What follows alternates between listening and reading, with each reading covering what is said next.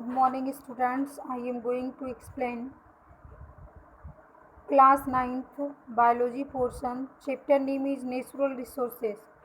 हमें पूरा मालूम है कि आप लोग जो है इससे पहले वाला वीडियो जो है अच्छी तरह से देखे होंगे। उसके बाद हम लोग आते हैं नेक्स्ट टॉपिक पे। द टॉपिक क्या है इसका? ये टॉपिक है the movement of the air or winds. Movement जो है एयर का कैसे होता है उसके बारे में हम लोग यहाँ पे डिस्कस करेंगे। We have all felt that the relief brought by cool evening breezes after a hot day. अगर पूरे दिन सपोज कर लीजिए पूरे दिन अगर गर्मी है और शाम को जो है कि ब्रीजिंग होती है या हवा ठंडी ठंडी चलती है तो आप कैसा महसूस करते हैं। And sometimes we are lucky enough to get rains. और कभी कभी बारिश हो जाती है हॉट वेदर के बाद। What cause the movement of air around and what decide whether the movement will be in the form of gentle breeze और स्ट्रॉन्ग विंड और ट्रिबल स्ट्रॉन्ग। क्या होता है जब हम ऐसा मतलब कि ये कैसे होता है पूरे दिन जो है गर्मी रहती है और शाम को जो है ब्रीजेज हवाएं चलने लगती हैं। और तो ये कैसे संभव होता है, कैसे जो है एयर जो है कि एयर का मूवमेंट्स होता है, क्या ब्रीज क्या है और इसके बाद जो है स्टॉर्म क्या होता है और इसके बाद जो है एयर आप लोग तो जानते हो एयर क्या होता है और रेंस कैसे होती है। तो इसके बारे में हम लोग यहाँ पर डिस्कस करेंगे। All the phenomena are result change that takes place in our atmosphere due to the heating of air and the formation of water vapor। और जितने भी फिनोमिना होते हैं वो किसकी वजह से होते हैं? एटमॉस्फेयर में जो बदलाव आता है उसकी वजह से होते हैं। और एक और चीज़ ध्यान में रखिएगा कि एटमॉस्फेयर में बदलाव के साथ साथ जो एयर हीटिंग में जो बदलाव आता है उसके द्वारा होता है। एयर कैसे हीट हो रही है, टेम्परेचर सन का रहता है और उसके द्वारा एयर हीट होती है। और इसके बाद वाटर वेपर का जब एयर हीट होती है तो जब कंडेंस होगी तो वाटर वेपर का फॉर्मेशन होगा।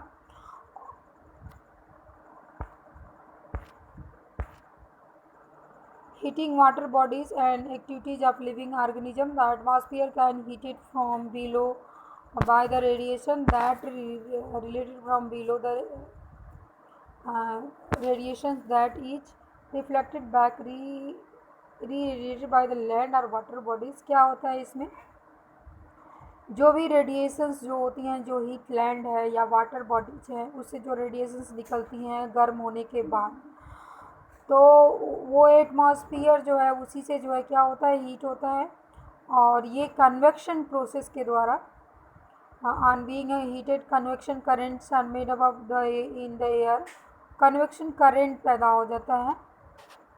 कन्वेक्शन करंट का मतलब कि जो कन्वेक्शन क्या प्रोसेस होती है, कन्वेक्शन में जो है कि अगर किसी चीज़ को हम लोग हीट करते हैं तो वो जो है डायरेक्ट जो है कि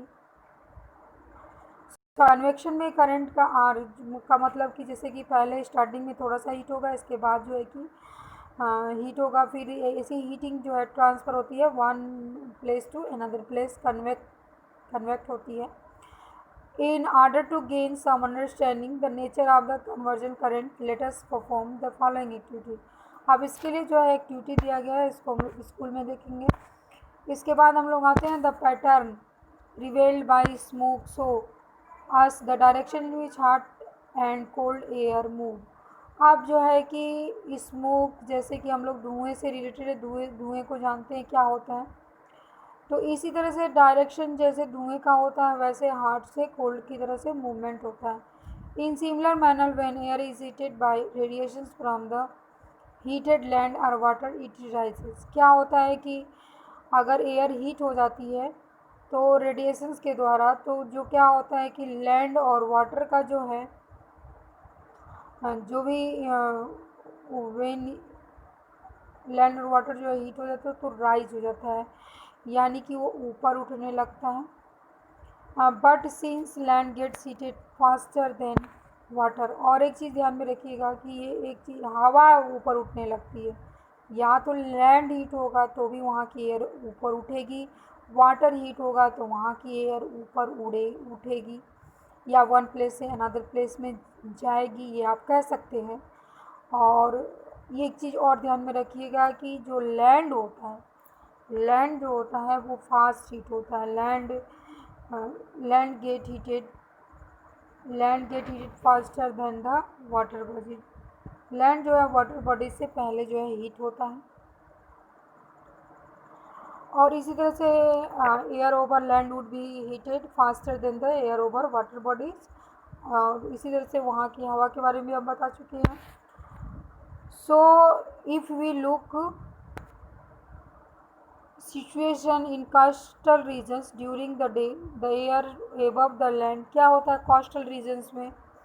जहाँ पे कोस्टल रीजन्स का मतलब क्या हुआ कि जहाँ पे बारिश होती रहती है, या आप कह सकते हैं पहाड़ी एरिया में। कोस्टल का थोड़ा आप लोग देख लीजिएगा, क्योंकि ये जो है कि जियोग्राफिकल टर्म है। तो क्या होता है, gate heated faster stars rising. और जो पहले गर्म होगा वो क्या करेगा, वहाँ की एयर जो है ऊपर उठेगी as this rises the region of low pressure. और इसके वजह से क्या हो जाएगा, वहाँ पे लो प्रेशर हो जाएगा।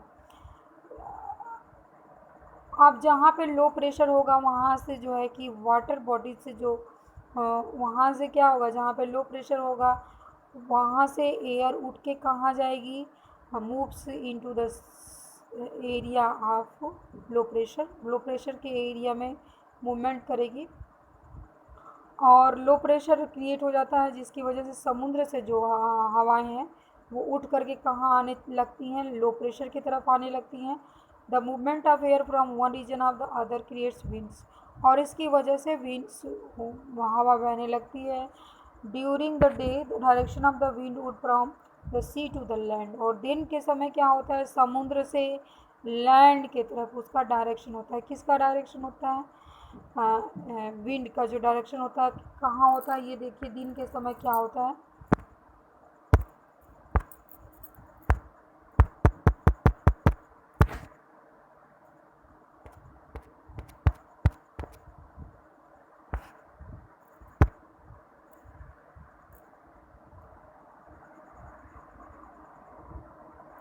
During the day the direction of the wind would be from the sea to the land. कहाँ से कहाँ होता है, समुद्र से जो है लैंड की तरफ मूवमेंट होता है। नाइट में क्या होता है, नाइट में at the night both land and the sea start to cool. और रात में जो है दोनों ठंडा होना शुरू हो जाते हैं। Since water cools down slower. और वाटर जैसे मतलब वाटर हीट भी स्लोली होता है तो ये कूल्स भी स्लोली होता है। तो ये कूल मतलब इस ठंडा जो होगा वो क्या होगा, स्लोली होगा देन द लैंड। लैंड जो है फास्ट ठंडा हो जाती है। The air above water would be warmer than the air above land. अब क्या होगा, एयर जो वाटर का जो एयर होगा वो क्या होगा, वार्मर होगा। किसके एयर से वार्मर होगा, the air above the land. Land के जो एयर से जो है वार्मर होगा, ज़्यादा गर्म होगा। तो क्या होगा, on the basis of the ever discussion what can we say about the appearance of area of low land high pressure in coastal areas at night. Night के समय क्या होता है, जहाँ पे कोस्टल एरियाज में जो है कि लो और हाई प्रेशर डिफरेंस होता है। The direction in which air would flow at night is coastal areas. और किस डायरेक्शन में मूव करता है। Similarly all the movement of air resulting in diverse atmospheric phenomena are caused by the uneven heating of the atmosphere in different region of the earth. तो एक question का हमको अर्थ मिल गया कि जो भी ब्रिज है या आप कह सकते हो विंड्स है वो क्यों फ्लो करती है, क्योंकि एटमॉस्फेयर जो है हम लोग का अनइवन हीट रहता है, इस वजह से।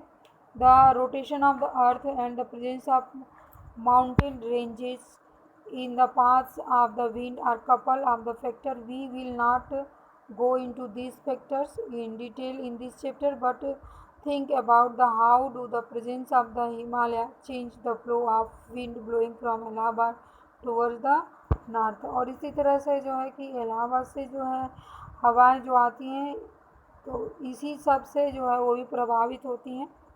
तो यहाँ पे हम स्टॉप करते हैं। अब इसके आगे जो है नेक्स्ट वीडियो जो है हम नेक्स्ट टर्न पे जो है आपको प्रोवाइड करेंगे।